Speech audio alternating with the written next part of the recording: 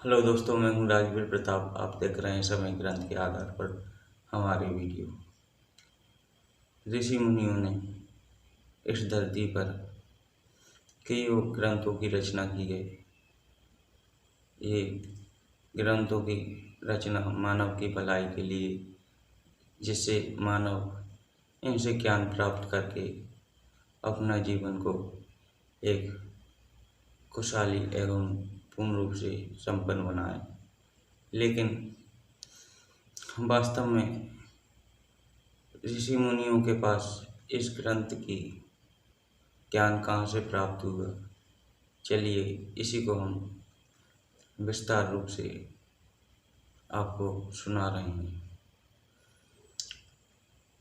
इस ज्ञान को प्राप्त करने के लिए ऋषि मुनि हजारों वर्ष तक पृथ्वी की आराधना करते थे।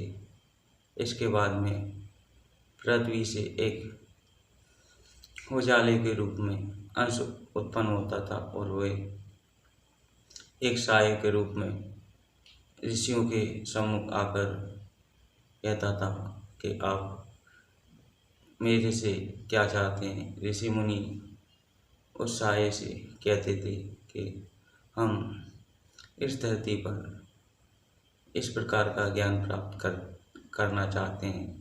तो वो प्रकाश उजाला ऋषि मुनियों को कभी तो स्वयं मुँह से बोलकर उन्हें ज्ञान प्राप्त करवाता था, कभी ऋषि मुनियों को दिव्य दृष्टि के द्वारा वे ज्ञान की प्राप्ति करवाता था।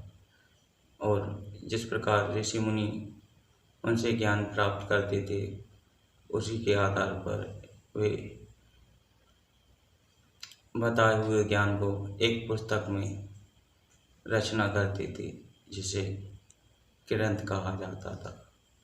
इसी के आधार पर इस ग्रंथों की धरती पर रचना हुई है, जो कि एक धरती स्वयं ही एक साये के रूप में ऋषि मुनियों के सम्मुख आकर उन्हें स्वयं ज्ञान की प्राप्ति करवाती थी, और जिससे उनके ज्ञान से वे वेद ग्रंथ आदि बड़ी बड़ी पुस्तकों का निर्माण करते थे। इसी के साथ में जय हिंद, जय भूमि।